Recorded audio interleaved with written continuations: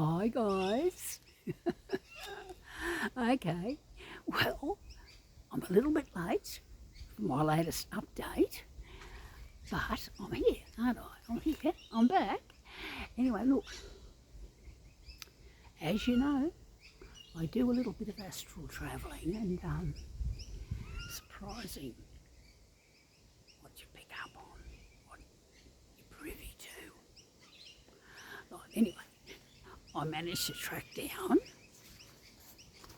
the old mates, archangels Michael and Gabriel. Yeah.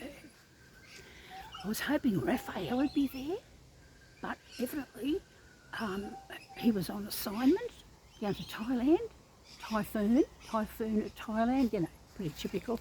So, and of course he's a healer, you know. And look, he was desperately needed there, and I can never catch Raph, you know. He's a good mate. He's a good mate of Mike and Gabe's, but he's never around, you know. I don't know why, but of course, you know,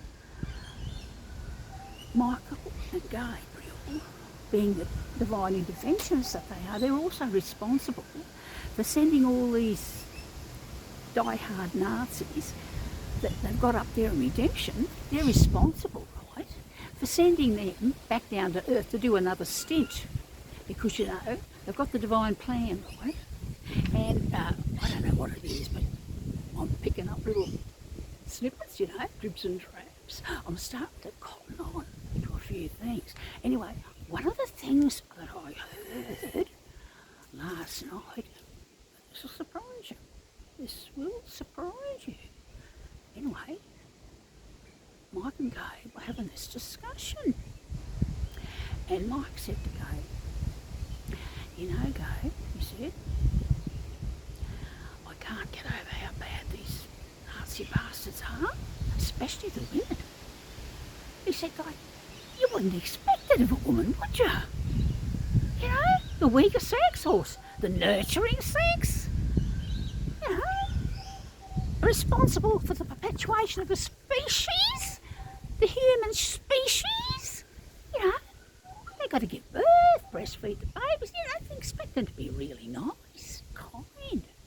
Some of the little bitches, he said to Gabe. Gabe said, oh God, yeah, they are, mate, aren't they? He said, well, I've been thinking about it, Gabe said, I've been thinking about it. And he said, you know what, he said, the Lord and Master did cast human beings, male and female, in the image and likeness of himself. And given the fact that someone are really bloody evil, he said, you've got to say to yourself, you've got to ask yourself, Mike, would that mean the bosses got both evil and good potentiality? You know, whether Michael said, by George, you're right, Gabe. It's entirely possible and absolutely feasible, that hypothesis. He said, and you know, and then Gabe said to Mike, he said, look, woman was created from man's rib. That means they're actually identical. They look different, got a few different features, but when it comes right down to it, like you said, cast out of the same mould, made from the same porcelain, cut from the same cloth. He said, so is it any surprise? Is it? We shouldn't be surprised, Michael. Michael said, you're bloody all right, Dave. I don't know why it does astonish you so much, you know. Anyway, the reason why they were talking about this is they were tasked with sending 3 Nazi war criminals, you know, from the death camps. They were tasked with sending them back to Earth that particular day that I was there. And, you know, they were discussing this, and I thought, yeah, it's something for food for thought, isn't it? Food for thought. Anyway, the first one, we said, look, David got 3 girls going down there. Got to dig them out of redemption. And he said, have you forgotten, Gabe? They're thieves too, you know, they're thieves. Because he said, remember that time they all ended up in the Divine Hospital together? You know, they were all sick with the same bug that was going around, right? Put them into the Divine Hospital. And you know what? He said, they nicked the quilts off the beds with, you know, the great big DH monogrammed.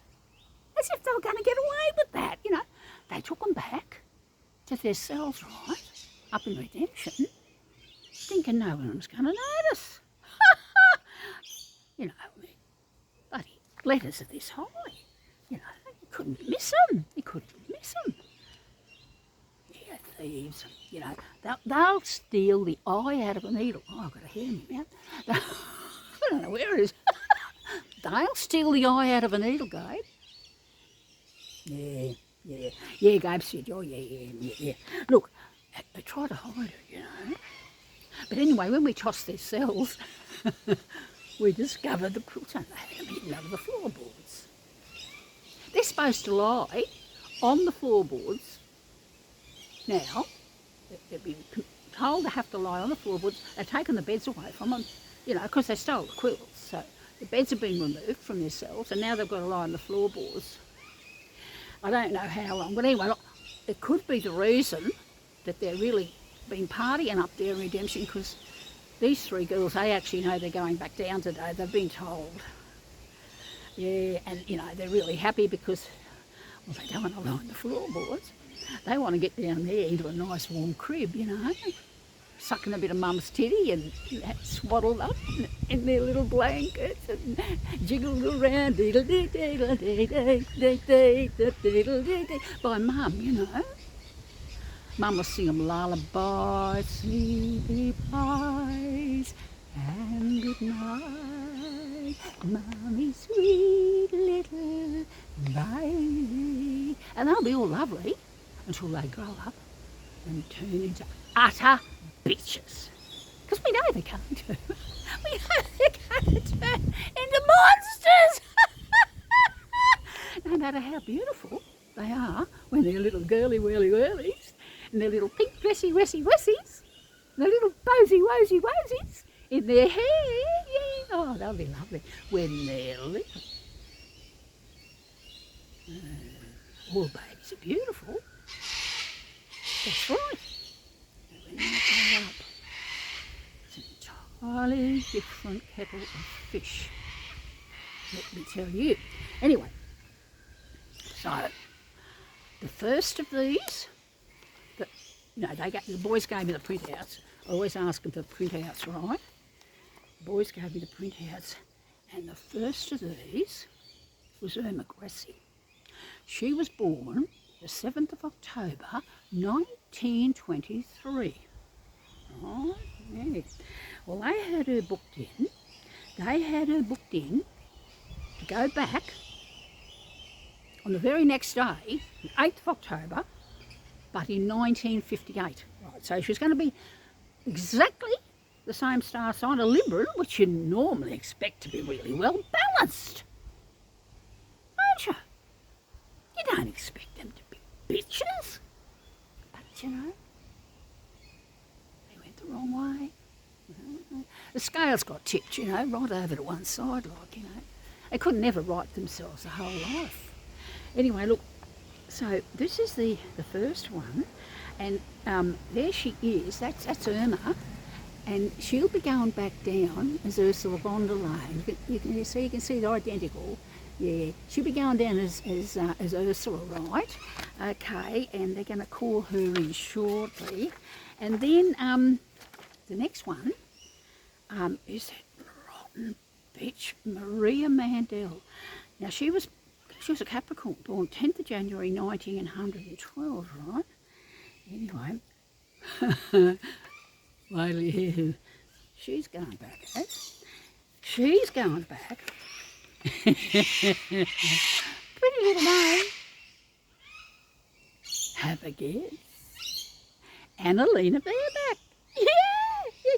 And she's going to drop into Earth on the 15th of December 1980. Now look, there they are, and look, you can see identical, see? See, look. There's not a tissue between the two of them. Absolutely identical. Anyway, number 3, and you, why did you hear about this one? And she was Ilse Coach, right? Very pretty girl. There she is there, so you'll see. Okay. Here's another picture of her there. And she's going, I'll show you this in a minute, she's going to go back and be born on the 20th. Wait a minute, no, Elsie was born on the 22nd of September 1906, right, in Dresden, right? But when she goes back, she'll be born down the other end of October as none other than Hillary Clinton. There they are, look, identical, almost like spat out of a mouth, I have to say. Yeah, and of course, this one, in this case, Ilsa, well, she was on the cusp of Libra Virgo. Oh, horrible, because those Virgos, critical, nasty, biting bitches, eh? Well, Hillary, she's on the cusp of Libra and Scorpio, the death sign. So even though she had the strong Libra there, the Scorpio won the day. Scorpio the Scorpion. Very bloody revengeful creatures, you know. Very bloody revengeful. Just bear that in mind. And anyway, as I said, they radioed these off for me, and I don't know why they're still using that stupid radio machine up there. Have to mix up the ink, you know. Gabe's always mixing up the ink, you know, the container and filling it up and radio and turning the handle like mad, you know. I don't know. I think, you know, they should. Yeah, I can't see why couldn't have computers with printers. But anyway, I don't know. I think they've kind of got used to them. I think they're quite, you know, actually quite happy with the radio. And Gabe's really proficient. You know, he clatters away on his typewriter there, you know, and, you know, gets the paper and puts them into the radio machine. Brrr, you know, he's turning the handle. And look, he's a great secretary. I mean, I've got to say. And I don't know what Michael would ever do without him. Do you? No, Michael said the same. He said the same. He said, I don't know what I'd ever do without you, Gabe. You know? And he said, look, he said, I reckon it's time, he said, that I showed some appreciation for you and Raph. He said, look, when Raph gets back from Thailand, he said, we're going to have a nice little dinner together, eh?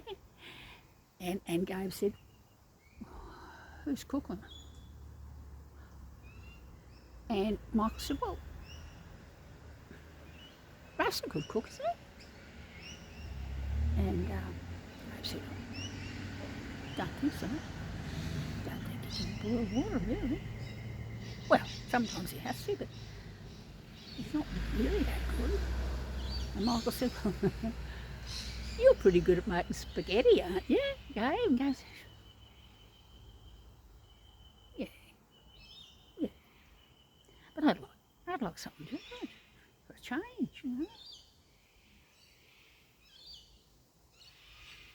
Michael said, well, look, you're in charge of finding the recipes. He said, you're the one with access to all the records. He said, you get in there and find us a decent recipe. And he said, I think we all get together. We'll make it together. It'll be lovely. You know, we'll have such fun. Anyway, Gabe goes in there, clatters away, and he says, look, I've got the dessert all lined up. Angel's food. How about that? Yeah, that's great. But keep going, because you've got to find the main course. You know, main course. Got to have that first. You don't get your dessert till you eat your main course. You know, that's a given. That's a given, Gabe. So when I left, Gabe was, you know, checking the records to see, you know, what kind of recipes they had there. You know, and he was still looking when I left. So I'll let you know when I speak with him next time. Or, you know, I don't really speak with him. I just hang around and, you know, they see me standing there and they say, oh, look, here, away you go. Here's your radio, your copy, you know. See you later. I think they quite like me. I don't think they've got anything against me.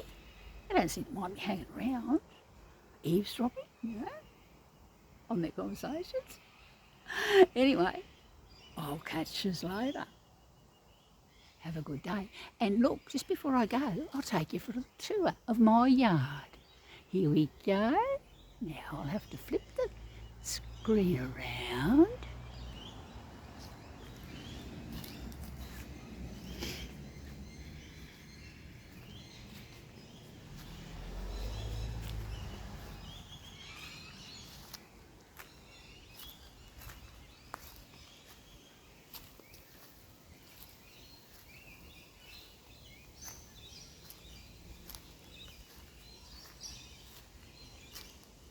See, we got some grapefruit on here. Grapefruit. I love my grapefruit. Gave a walk up here.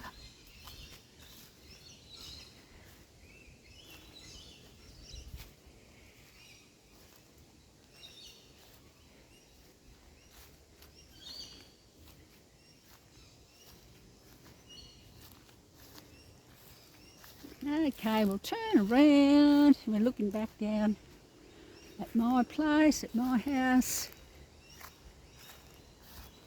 Across the road. Okay, round we go here. My son's truck. Okay. The gazebo. Yeah. Go back in this way. Oh, my garden needs a bit of weeding there. I might get round to that today, and I might not, of course. Okay. Looking down there.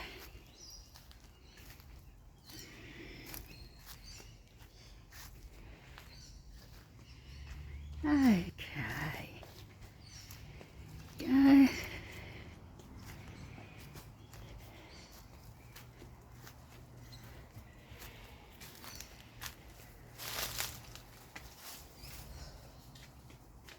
And we're back. Okay, did you enjoy that little walk? Okay, see you later.